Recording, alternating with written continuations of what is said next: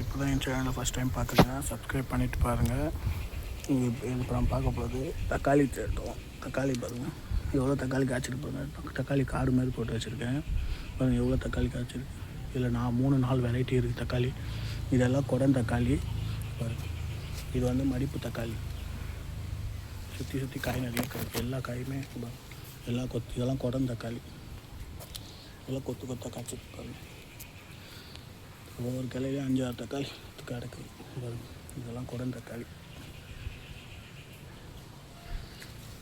தக்காளி இது வந்து காய்ச்சி தக்காளி சொல்லுவாங்க. எதுவும் கொத்தாக காய்ச்சி கிடக்கு. மடிப்பு தக்காளியும் இருக்குது. இது மடிப்பு தக்காளி. இவ்வளோ அழகாக மடிப்பாது, எவ்வளோ பெருசாக இருப்பார். ஃபுல்லாக தக்காளி காடு மாதிரி போட்டு வச்சாச்சு. இதெல்லாம் மடிப்பு தக்காளி. 3-4 வெரைட்டி இருக்குது. குடம் தக்காளி, மடிப்பு தக்காளி, காசி தக்காளி, ஒரு க்ரீனிஷான ஒரு தக்காளி இருக்குது. ஃபுல்லாக நிறைய காய் எடுத்துருக்கு தோட்டமாக.